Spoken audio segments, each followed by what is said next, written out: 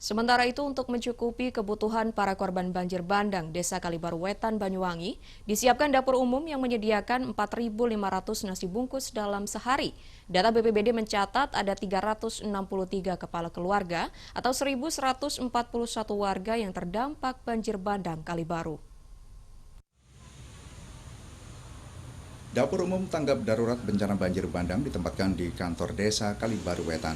Data BPBD Banyuwangi mencatat ada 363 kepala keluarga atau 1.141 jiwa warga terdampak banjir bandang yang tersebar di 6 desa wilayah Kecamatan Kalibaru Banyuwangi.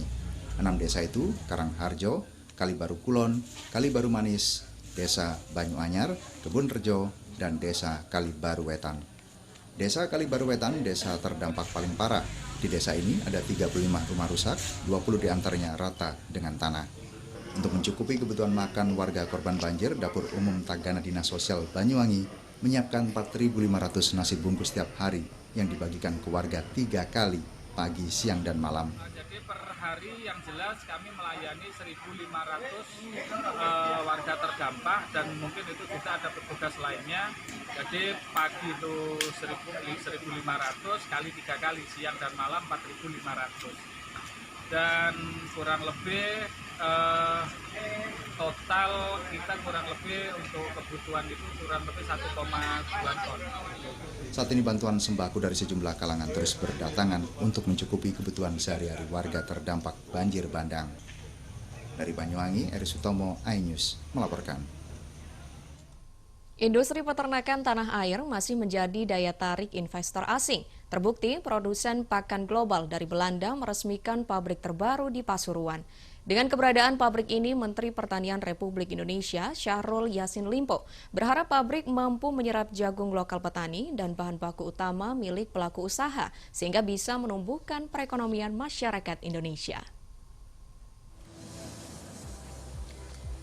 Dengan didampingi pimpinan perusahaan The House Indonesia, Menteri Pertanian Syahrul Yassin Limpo meninjau proses produksi di pabrik The House yang berlokasi di Jalan Industri Keraton, Pasuruan Industri Estate Rembang atau Pier di Kabupaten Pasuruan. Selain meninjau proses pengemasan pakan unggas, Menteri Pertanian juga melihat bahan baku jagung dan katul atau bedak. Menurut Mentan, industri pakan ternak memiliki potensi dan peluang untuk dapat berkembang seiring dengan peningkatan permintaan penyediaan daging ayam. Namun industri pakan ternak bisa membawa dampak terhadap petani, maka bahan baku sebaiknya dibeli dari petani. Jagung lokal dinilai sebagai bahan baku potensial untuk pakan ternak khususnya ayam.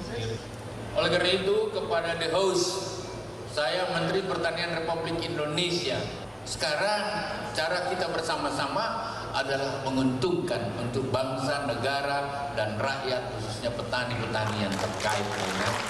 Menurut saya, Indonesia bagus banget, Bapak. Siapa bilang kalah dengan negara lain? Matahari kami, matahari yang paling sempurna. Angin kami pemberian Allah yang terus bertiup. Air ada di mana-mana. Dan rakyat sudah biasa bertani. Kita mulai dari kecil melihat pertanian. The House sudah beroperasi di 75 negara di dunia. Pabrik Pier Pasuruan dirancang dengan sistem otomatis serta berkapasitas 25 metrik ton per bulan. Pabrik yang menyerap investasi 400 miliar rupiah tersebut menyasar pasar Indonesia Timur. Untuk bahannya 70% lokal berupa jagung dan dedak dan sisanya produk protein yang diimpor. Teknologi from Europe, teknologi dari Eropa, which we also tap into Industry 4.0, and Pak Edi and Pak Rizky together with me will be happy to answer any of your questions. Distribusinya untuk yang di Jawa, Jawa Timur, sama Jawa Tengah, dan menyasar sampai ke NTT. Selain itu di Sulawesi kayak gitu, yang dekat sama pelabuhan yang ada di Surabaya, pelabuhan ya Makassar. The House menilai pasar Indonesia memiliki potensi. Karena itu, The House bekerja sama dengan peternak rakyat untuk bisa meningkatkan ekosistem peternakan, termasuk dari teknologi genetik hewan ternak. Dari Pasuruan, Jaka Samudra, iNews melaporkan.